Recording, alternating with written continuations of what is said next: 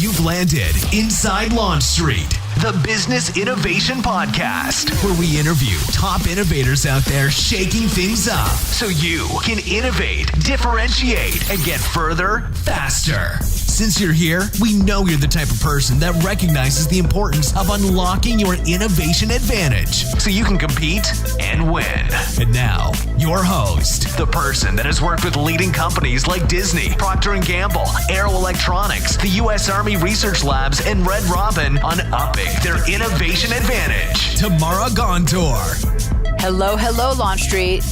You know I started this day super hungry. So I guess it's a good thing I'm going to be interviewing the founder of a very successful food brand. Or I don't know, maybe that will make my hunger worse. Who knows? All right. And have I told you how excited I am that we have our new sponsor, Brility Digital? I've actually worked closely with them and they have helped me gain exponential growth in my business. So I'm super excited to share them with you. So this episode is brought to you by Brility Digital, who applies strategic thinking to your company's growth objectives and then uses what they find to identify opportunities others miss in order to help drive your company's growth. But I didn't want to bring you just a sponsor. I wanted to bring you insights. So I do a short interview partway with their founder, Derek Kuhn. He's mad genius. And check out our show notes because we have a link to their digital presence assessment for your business or brand. It usually costs thousands, but they've made it free to launch streeters that qualify. All right, back to my empty stomach. I'm always so impressed with innovators that don't necessarily create a totally new product, but more find an unmet need in the marketplace and a way to improve a product that actually changes the game. And that's exactly what Matt Cohen, founder of KidFresh, did. Matt Cohen graduated from the European Business School of EdHec, going on to hold diverse senior positions within management consulting firms. Now, Matt left the corporate world looking to develop a meaningful brand that would resonate with people. Upset, like a lot of us parents, by the limited healthy food options available to children when he became a parent, Matt envisioned a line of better for you and tasty kid meals made with the high quality ingredients enjoyed by adults. Thus, KidFresh was born. It's a lifestyle brand offering a range of nutritious food products that children love and parents feel good about, which, by the way, I'm sure if you shopped at Target or Walmart or Safeway or whatever grocery you have, that you've seen KidFresh. I've actually been testing them, the products, with my family, and chicken nuggets are our favorite. Okay, let's do this. Matt, thank you so much for joining me today. I'm looking forward to this.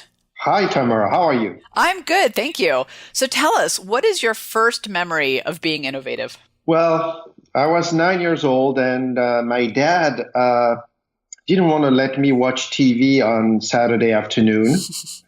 He wanted me to go out and play in the backyard and be outdoors. So what I did is I tricked him.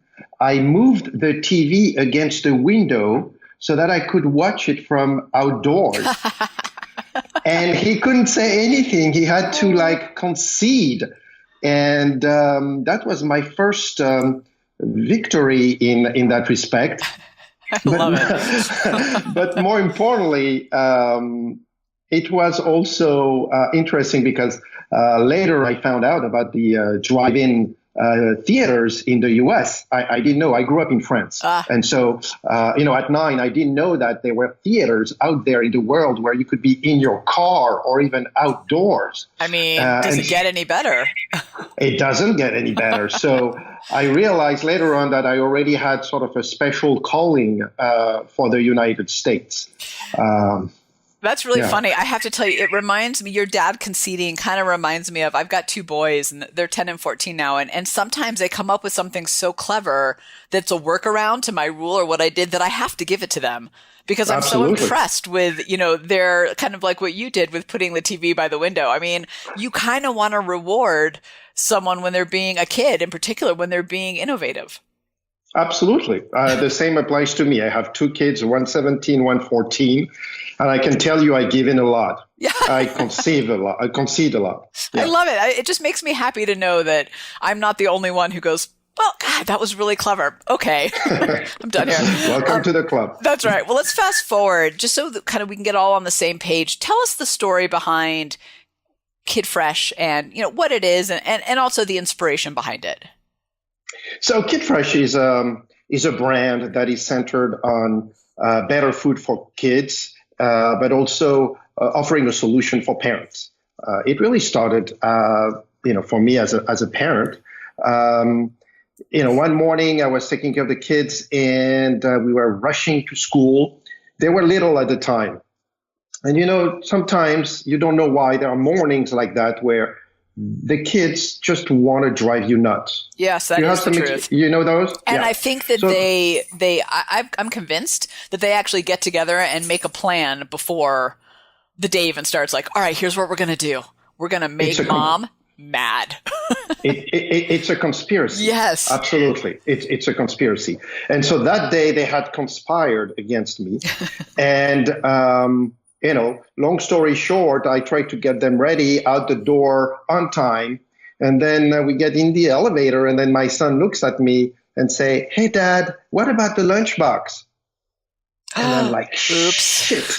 Excuse my French. No. Been there, done that. I had completely forgotten about this lunchbox thing. And I was like, okay, well, we'll figure something out. And, along the way, as we walked through school, I, got them a sandwich in the store, something like that. But more importantly, that was a trigger in my mind to say, why do we still have to make lunchboxes? We're in the 21st century. I live in New York City.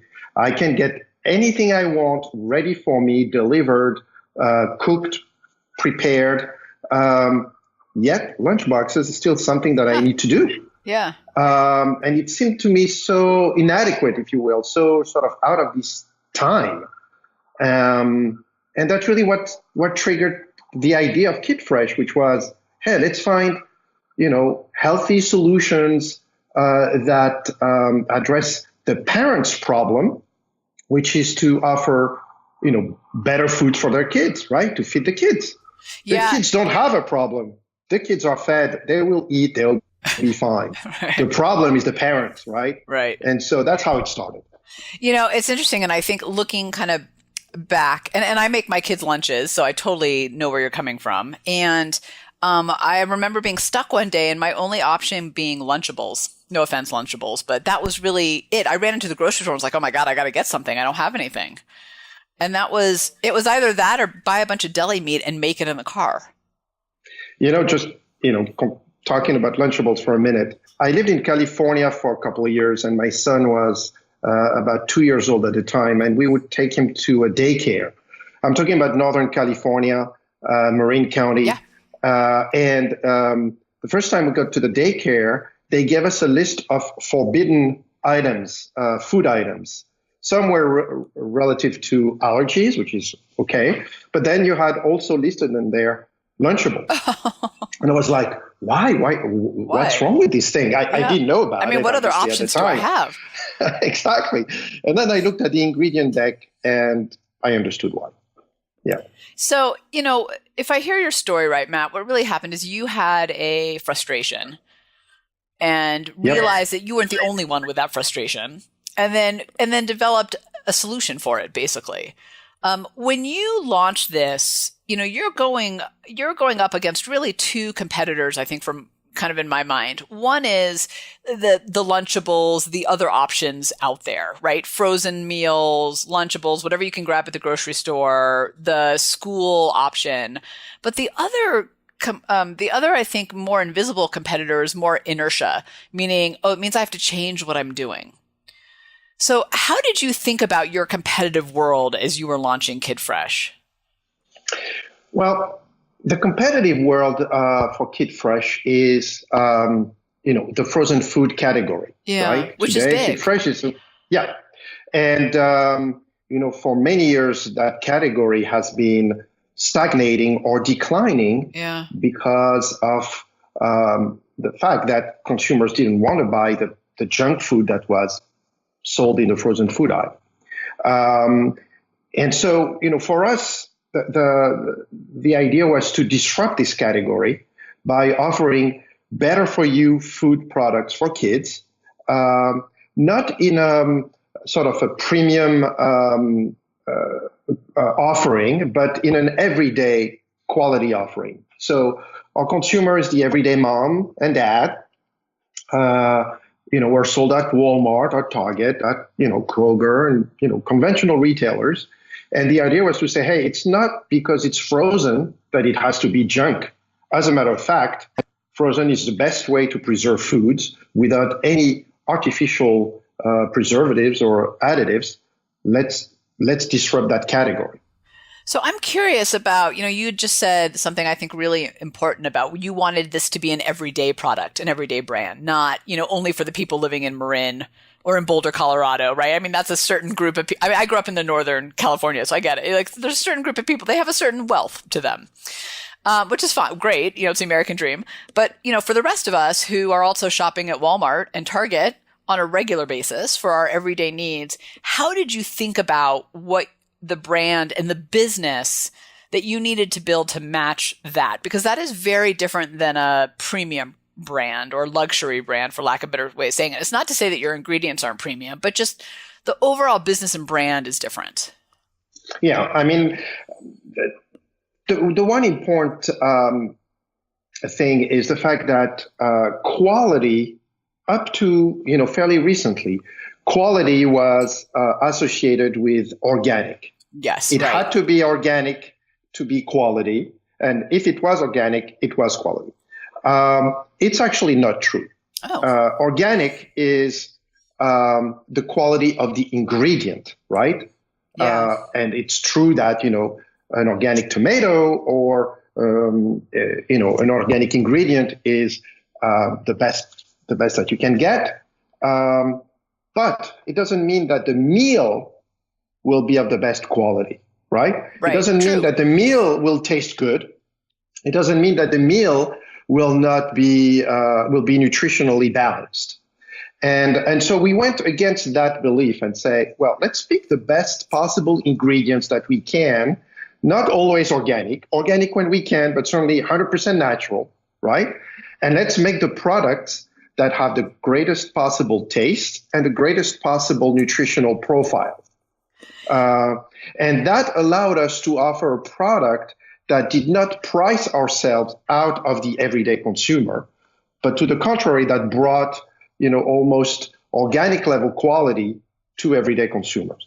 One of the things I've come to realize over my years in innovation is that when you want to go up against a prevailing notion, like, organic is the only way to be high quality, or just you're changing people's maybe perceptions or mindsets and even behaviors, that there's typically a learning curve of getting, educating your marketplace on why, kind of to your point, quality can mean these things instead. What lessons did you have kind of coming out of that experience of trying to shift the marketplace? And did they immediately respond to you? Was it a learning curve of education? There's a lot of questions in there, but you know where I'm headed. Well, I'm learning every day, first and foremost. So I am in the learning curve, nonstop. But I would say that, it's very much a matter of being authentic, being real, and believing in your product. If you don't lie on the product claims, if you don't try to trick your consumers by telling them, it's not artificial, but hey, there are things in there that could be type of thing. If you're just straightforward, real, authentic, your consumers will reward you for that. And that's been our, approach. Okay, I am here at Launch Street with Derek Kuhn, who is the president of Brility. Derek, you are the perfect person to have this conversation with. I want to talk to you about business growth because I suspect most of us are doing it wrong. I know I was. So how do you think about growth? Hi. Hi, Tamara. So you're right. We have definitely seen some challenges how people think about growth. I think it boils down to this. They have these lofty aspirational goals, and then they have a bunch of disconnected plans and to-dos. The biggest thing I see, the biggest mistake they make is once they set these objectives and these aspirational goals, they need to spend some time thinking through and defining their strategy. And as we talk about strategy, it's an interlocking concepts that have compounding effect that are based on detailed research about your market opportunity, your company, your competitions, and then we form that, which allows us to be adaptive. So growth is mostly limited by the lack of a strategy, not for lack of goals and certainly not for lack of to-dos, but a thoughtful approach to the method behind the growth. So Derek, let me ask you this. When you say compounding effect, I mean, I know what that means, but how do you know if you have the right pieces that allow that to happen? Well, that's a great question. And this is where our focus on digital platforms really delivers. In order to judge the effectiveness of your efforts, digital, unlike anything in the history of man, finally allows us to see in real time interactions, how things are being affected, the ripple effect as well as the direct effect. And then we can adapt continually based on the feedback loop that we get. All right, I'm going to go a little bit personal on Launch Street and on you, but I have to ask because I think I'm not the only one facing this. You know, one of the things I really over here at Launch Street struggle with growth is we've done all these elements to grow. The phone is ringing or, you know, the product is selling, whatever it is. The clients are coming. And then I realized, OMG, I have a delivery problem now. So I hit my growth. You'd probably call them goals. But I don't know. I don't have a strategy or I haven't figured out how to follow up. So how do you think about those two elements of kind of where you're trying to go and then delivering on that? Yeah, well, let me tell you, first of all, that is a common challenge we see amongst our clients and is certainly that is what we call a good problem to have most of the time, right? Yeah. So and it does come back to when we sit down and develop a strategy for our clients, scaling is included in growth.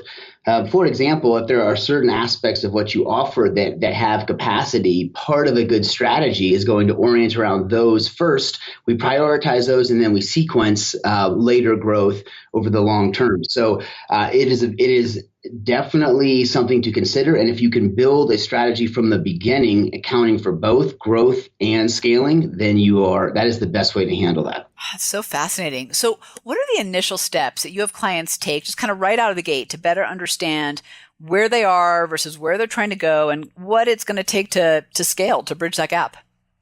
That's a great question. So I've been doing this for 15 years and developed a process specifically for what you just asked. We call it the Digital Presence Assessment, the DPA.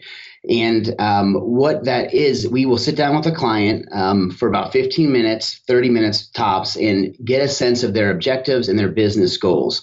We then dig into all of the research and we go explore every possible opportunity, the current challenges in the digital space. And we assemble an assessment as to how to proceed, illustrating, in understandable terms, the different options that you have to help achieve your goal. And from that space, that assessment, the clients and us form a strategy together. Now, if I'm out there in Launch Street listening and I want a part of this DPA, how do I do that? Well, we would be happy to do that. We actually offer it for qualified clients only. We do this for free. This thing, we used to charge thousands of dollars for it, and in some cases, we still do a more elaborate one. But this really is self-serving to us because it helps us match up, are the aspirations of the client possible to achieve through a thorough assessment, and that's where. So for qualified clients, we do it absolutely free. That's awesome. So for Launch Street, I will put a link in the show notes to where you can learn more about that. Derek, always a pleasure to have you here. Thank you. Well, I think there's a huge lesson for us Launch Streeters about not over promising too. Kind of to your point, not lying. Kind of we try to, I think, make claims that take it way too far.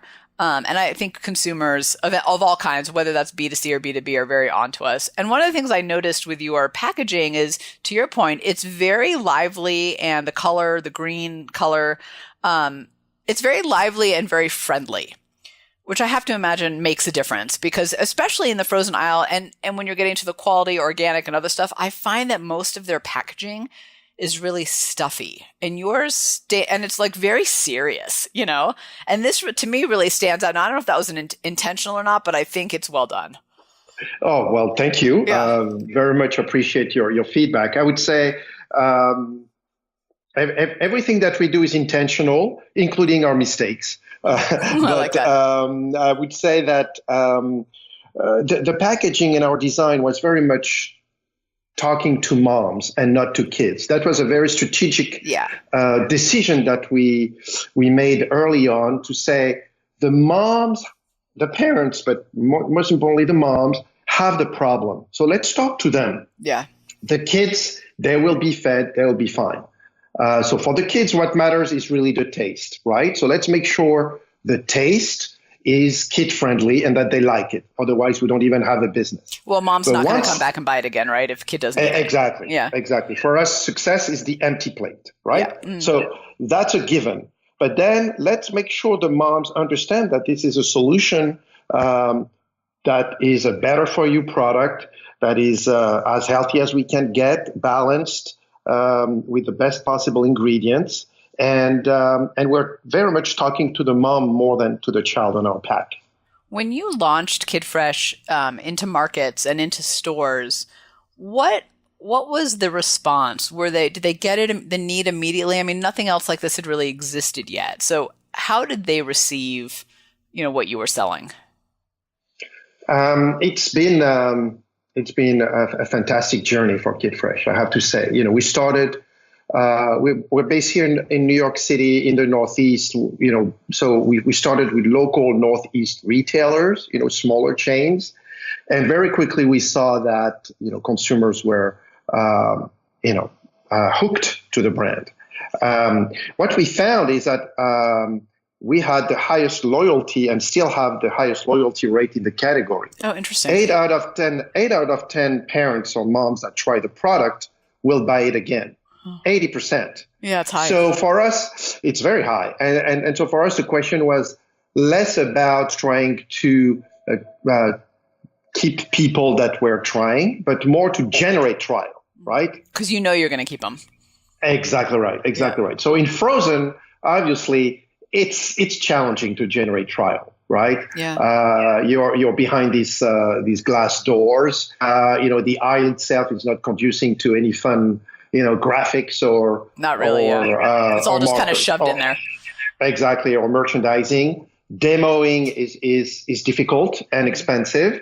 So it was a lot about social media and a lot about using some of the new technologies that allow you to send coupons or trial offers to consumers that you believe are relevant to the category. One of the things you said a moment ago was about even the mistakes are intentional. What are some of those mistakes that you made along the way that you think we can all learn from? And granted, when I ask that question, know that I love mistakes because I think that's where you learn the most.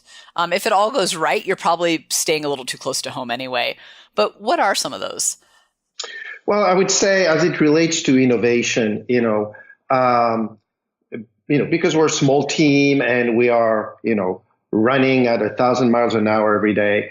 In some cases, we've launched products that we didn't have time to vet enough, to test enough, to really challenge enough. And so, we've had a couple of items, not very, very few, but still that, didn't make the cut. And it's always hard because you put so much work and passion into your product. And obviously, you always launch a product that you very much believe will work. Yeah, right? Of course. I would hope so. Of course. Yeah. But then, at the end of the day, the market decides and moms decide or kids decide. So I'm just going to interrupt you for a second because I love what you just said about at the end of the day, the market decides. And for launch leaders listening, I would really take pause and pay attention to that. I think we often get trapped in it needs to be perfect on paper, but the truth is the marketplace will tell us what's working and what's not, but we can't know that on paper. Right. Absolutely. I mean, you can do as many best. tests as you do your best. And at some point you need to say, okay, am I going with this? Yes or no? Yeah. And then whatever happens. Yeah. Right. Yeah. Sorry, I interrupted you. So keep going. That's so important. No. So it's really about, we're a small company. I mean, we're 12 people, and we are, creating new products every year after year after year. So, you always have some that, won't cut it, and that's okay. But what's important is to learn from them and to say, hey, well, maybe we ventured into a category here or a segment that, is not for us yet, or the product itself was not, good enough. Yeah. How do you think about new products? How do you decide which ones to put some effort into and try out? What's that process like for you guys? Well, first we start with the kids. They need to like it. So, I come from France. I'm not going to launch a line of escargots or frog legs for kids. It doesn't work here so much. No, it's just not good. And even in France, it would not work for kids either. But my point is, we all have so many ideas, particularly as it relates to food. Yeah. But at the end of the day, our consumer is the American kid of today. What do they like? What do they eat? And based on that, we then say, okay, how can we make these products better, right? Taking an example, chicken nugget, right? There's nothing wrong with a chicken nugget per se if it's made with good real chicken. Real chicken that is, flash fried with good batter, with good breading, and so on and so forth. There's nothing wrong with it. Let's take that item that is very much associated to junk food in so many respects and make it good. Yeah. And the way we did that was, in this particular case, we blended cauliflower with a chicken so that there is some veggie in there. And we developed a breading that delivers a higher rate of whole grain per serving. And here you go. You have a very good chicken nugget that tastes great. It reminds me of, do you know Justin's, the nut butter, almond butter? Yes, peanut butter? Yeah, of course. Yeah, they're great. They're actually out here in Colorado, and they launched a peanut butter cup. And they're I heard an interview with him, and I think he said something like, we find what people love, and then we try to make it better, which is, in some ways what you're saying, you're not, I went into my question thinking, how do you find the new, food ideas? But the reality is they're already there. They just need to be made better. Absolutely. Absolutely. It's interesting. Yep. And that's our mission. It's really to take what kids love and make it better. What do you think is your key to success? Because you've had, I think it's 50% growth year over year, if I got that number right. Which is part of the reason why I want to talk to you, because I think, it's very easy to launch and hit this big inflection point. It's hard to sustain the growth. Yes. So what do you think your key is to that sustained growth? Well, I think it's, today's consumers mistrust big brands, and therefore there's a gap of trust that needs to be filled. This trust is the most important thing to gain. But once you gain it, you can lose it overnight. Yeah. So putting that trust that you have worked so hard to gain as something that you will not compromise under any circumstances is absolutely critical.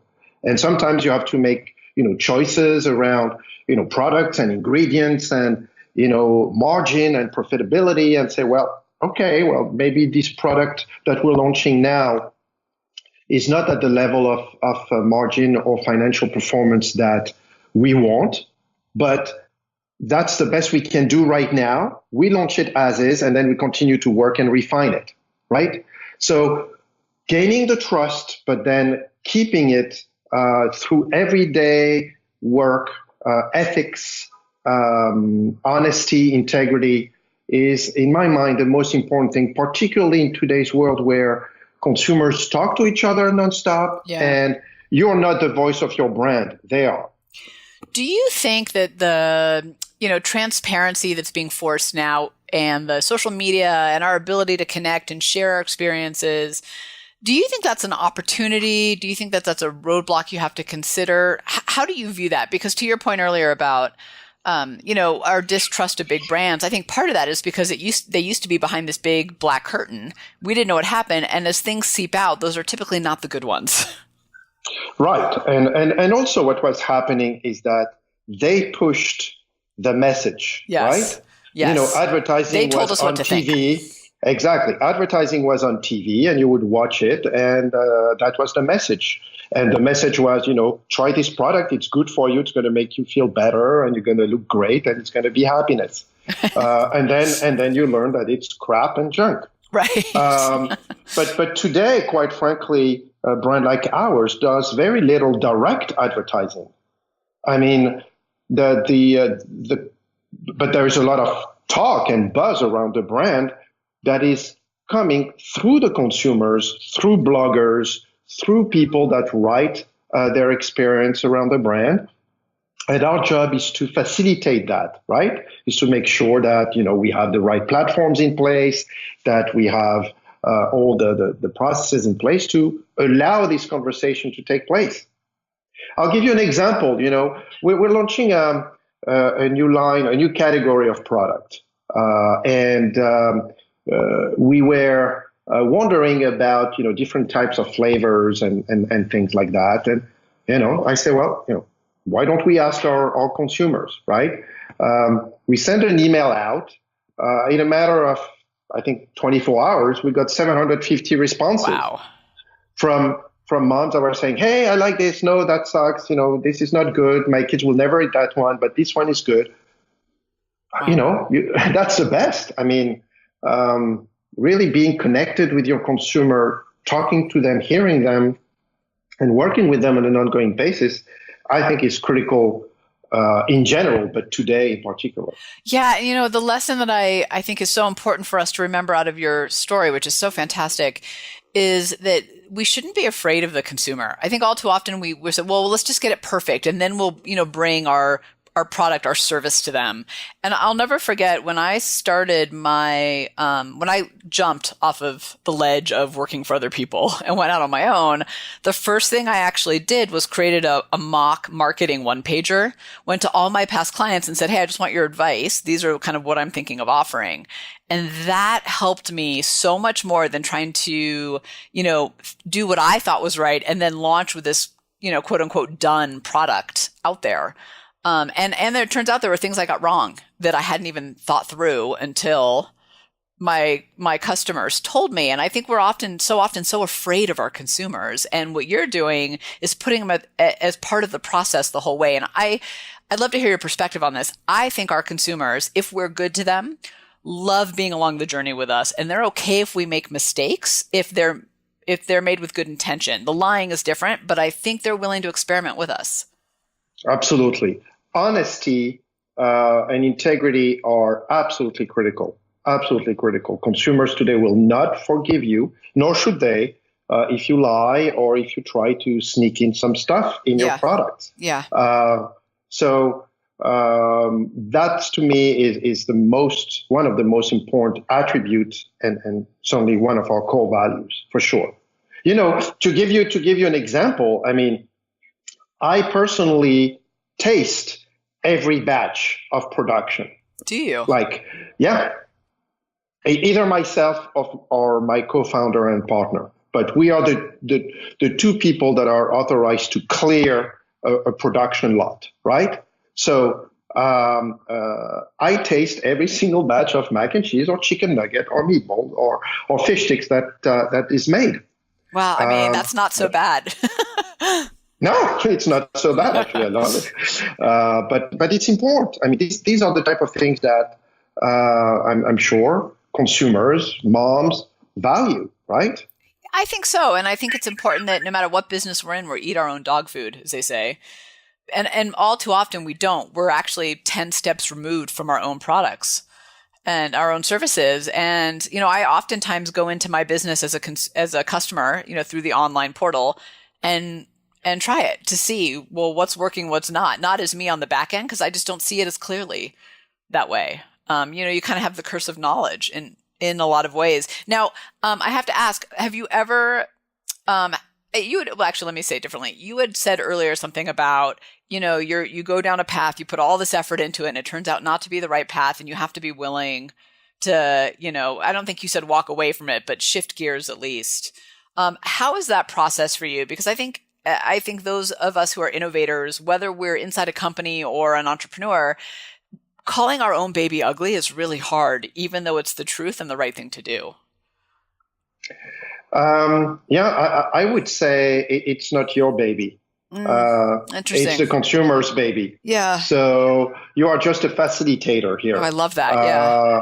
You're not the owner, because if they don't own it, you don't have anything to own, right? So the reality is your consumer owns the product, and you're just facilitating that process to offer something, putting it out there, and they ultimately decide. You just blew my mind with that. I just wrote that down because I think I struggle with that actually. I'm like, this is my offering to the world versus this is theirs to own, and I'm just here to get it right for them. Yeah. Yeah. Oh my gosh. Absolutely. Launch readers, pay attention to that. That was great. Okay.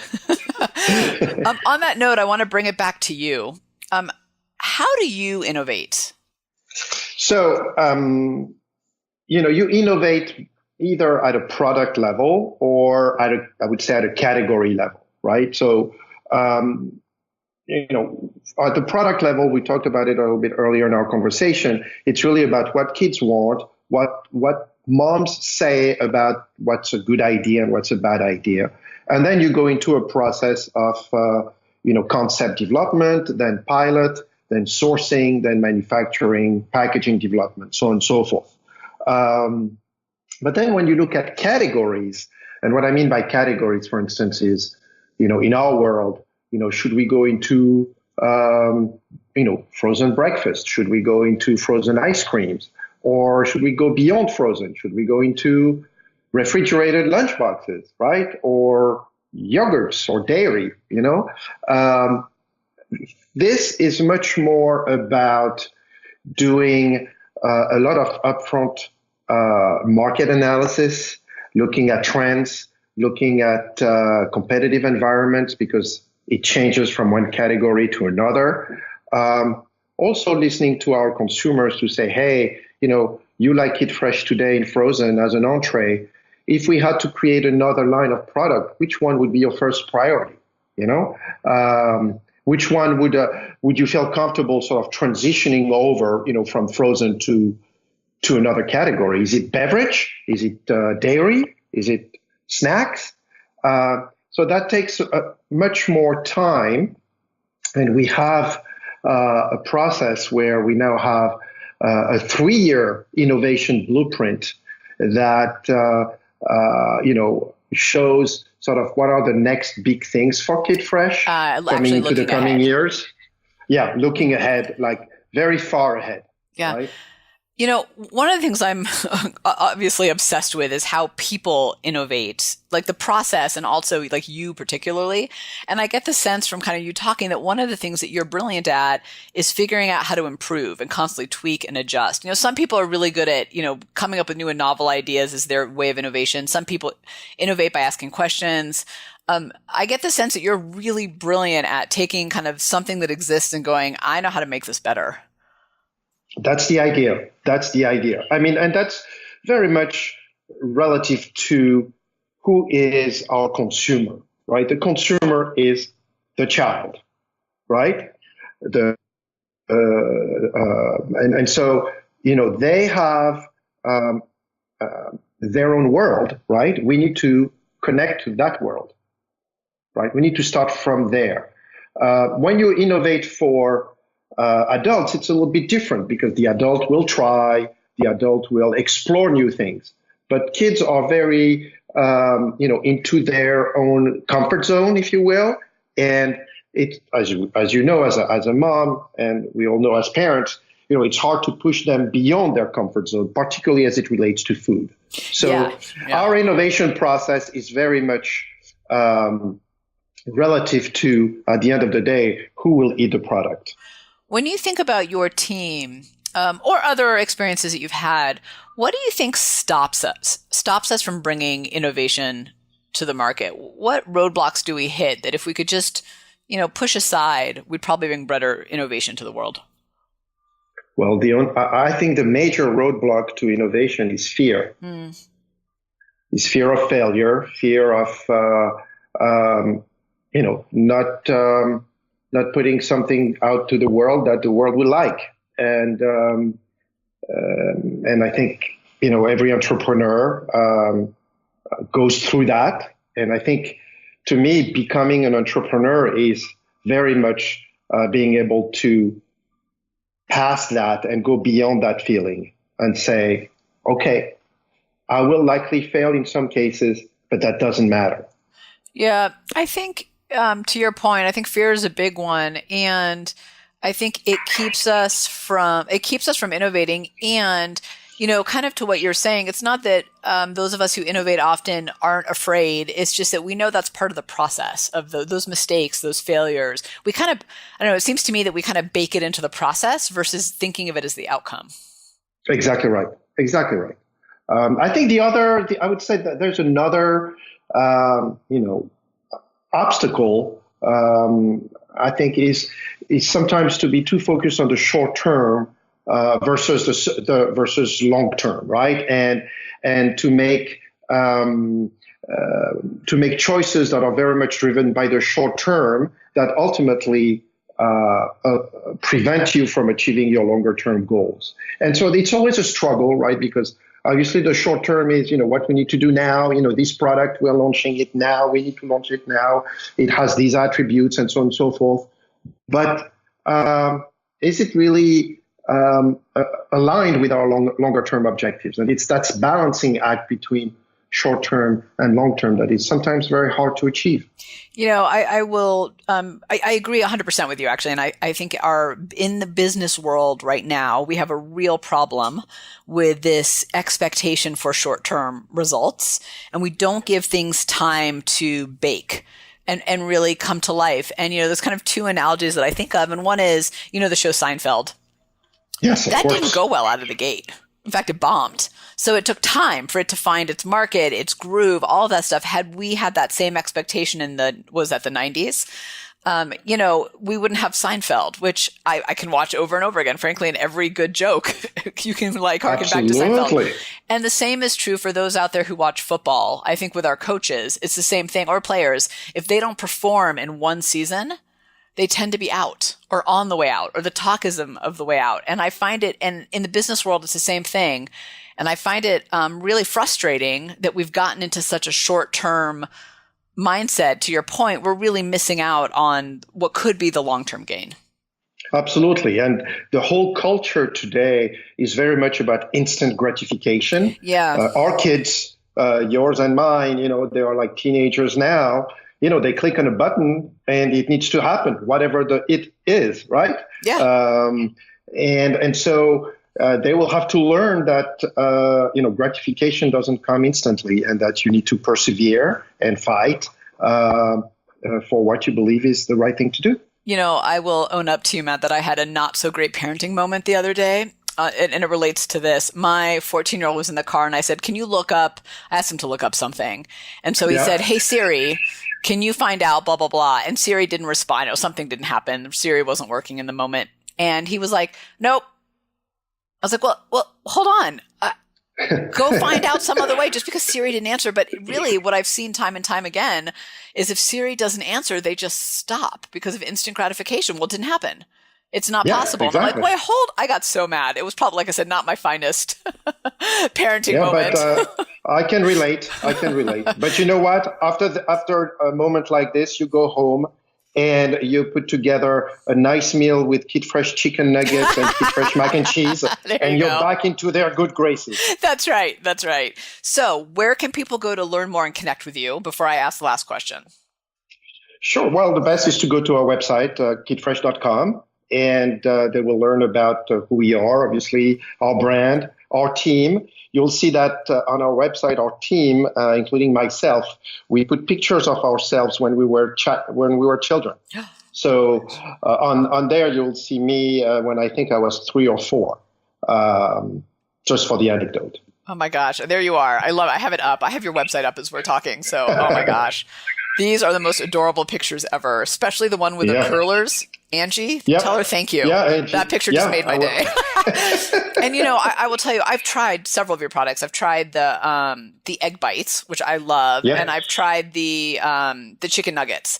And Yes. what I will just tell you, what I really appreciate about them is they're not just great for those moments that, breakfast and main meal, but for my kids anyway, who are running in and out of sports, it's a way better snack than the other stuff I have in my freezer. So it's not only a, small kid thing. It really, for my 14-year-old, he loves them because he can come in, pop some stuff in and have it. And I feel good about it because I know that he's not eating the other junk that I don't tend to fill my house with, but he seems to find deep in the cupboard somehow. Yes, I understand. I do a feeling, but thank you. Yeah, Thank you. no, I love Happy it. to hear So that.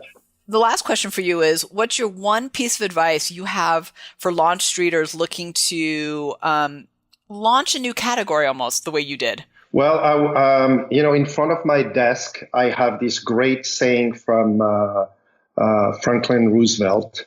The only thing we have to fear is fear itself. So basically, get out of your head. Yeah, just go, try, and adjust along the way. Well, I think that is great advice for us to listen to end the podcast. So thank you so much for coming by. Just don't tell my kids that sometimes when they're not looking, I eat it for snacks. Don't tell them. Okay. Okay, I won't. So where are you going to follow that frustration to solve a problem? Matt started a company, but this applies just as much to you, entrepreneur. Where in your company can you find that frustration, that unmet need that is, if solved, would change the game? It's out there waiting. That I promise you. You just have to look at what's right in front of you in a slightly different way. Tamara out. Thanks for hanging with us on Inside Launch Street. If you know someone that is truly ready to unlock their innovation advantage, have them join you on Launch Street. Discover your innovation advantage, build a team of high-performing innovators, and ignite ideas and solutions that create massive impact. GOTO, launchstreet.com. Remember, innovators, if you don't take the leap, somebody else will.